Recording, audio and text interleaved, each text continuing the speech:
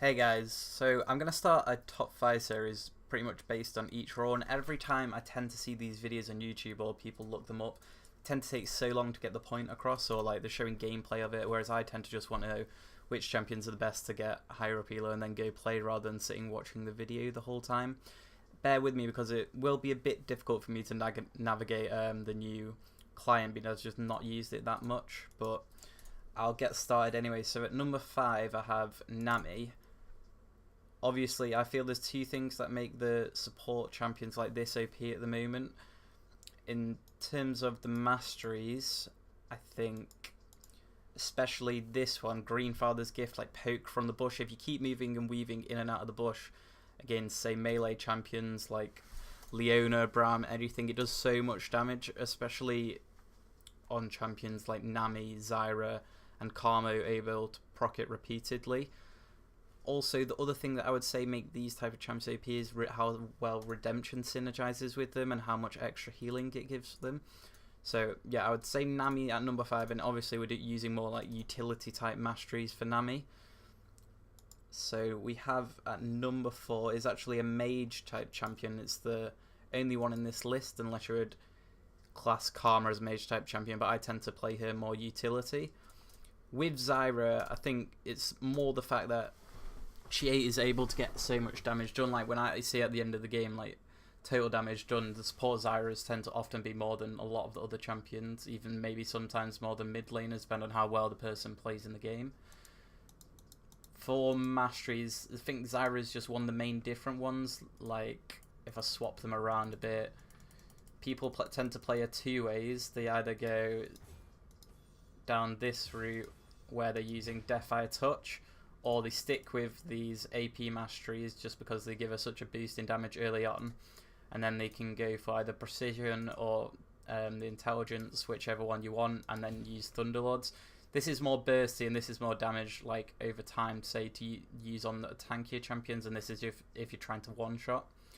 So next in the list we actually have Karma, which is one of my most played champions at the moment if you're looking to climb at all. I think you can just be so consistent with Karma.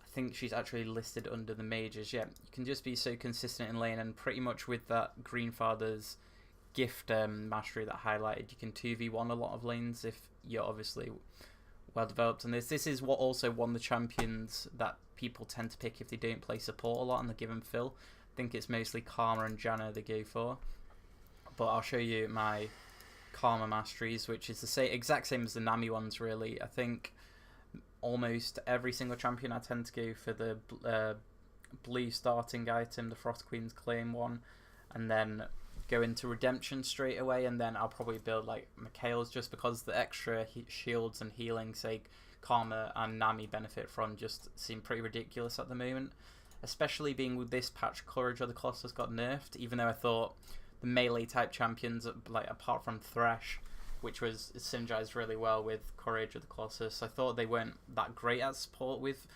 those type of things anyway. I still thought all the range poke ones are still better for carrying, apart from maybe Blitzcrank.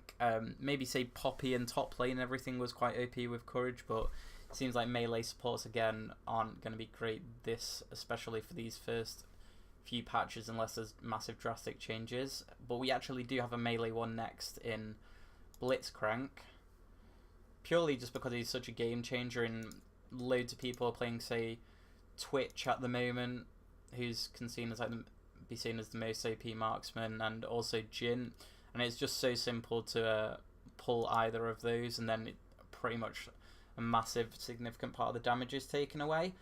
Although I would say the later the game goes, the worse Blitzcrank is, and the higher elo, the more likely they are to pick mobility champions that can actually dodge the skills. But obviously if you're playing around vision and sweeping things, then Blitzcrank's still going to be a really good champion. And in terms of the masteries for him, I would stick with this same one, but I'd probably swap it for Thunderlords, and I'd take Ignite instead of Exhaust as well, just because with Blitzcrank you're mostly looking to just get that one kill and then, say, either do objectives off that, take towers and rotate, or just keep denying vision. And at number 1, I've only put this champion at number 1 because I feel it's just the best in terms of if you're forced to fill the role, you can't really do poorly on Janna. As long as you're shielding someone that's relevant with AD, using the Q for knock up and you're pressing your ult, especially with Redemption. If you lay that on top of your ult as well, you're always going to be doing something. In terms of, say, you were an experienced support, I wouldn't have Janna at number 1. I would say maybe have Karma at number 1 if you got a lot of practice on her. But Janna overall is just a really safe pick and works with most team comps as well, especially with some of the champions at the moment that she synergizes with, say with Jhin, who's looking for AD, and also Twitch. It's not too bad on him. I do actually prefer, say, Nami with the bubble setup for Twitch, or you can put, obviously, the slows on from Nami. But yeah, that's it for the support tier list. I will think I'll run through all of them just for each role. I'll probably do AD next, but show me which ones you want to see by commenting down below, and thanks very much for watching.